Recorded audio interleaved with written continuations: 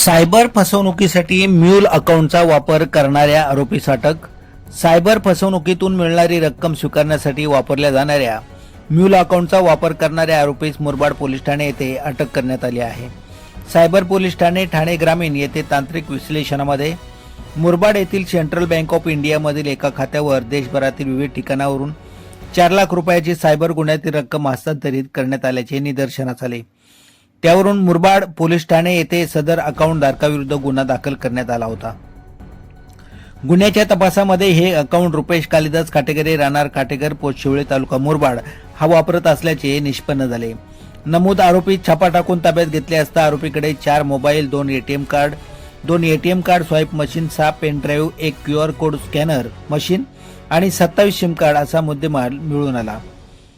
आरोपीकडे अधिकची चौकशी केली असता आरोपी हा सदरचे अकाउंट क्रिप्टोकरन्सी व्यवहार आणि सायबर फसवणुकीसाठी अकाउंट म्हणून वापरत असल्याचे उघड झाले आणि या म्यूल अकाउंटवर सुमारे 4 लाख रुपयाचे व्यवहार झाल्याचे तपासात समोर आले आहे.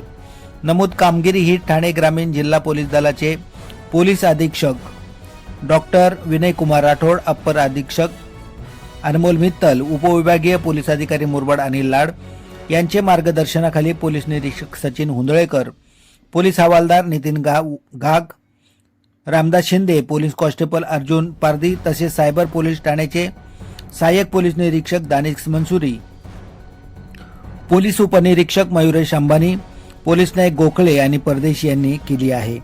बाळासाहेब भालेराव, मुरबाड.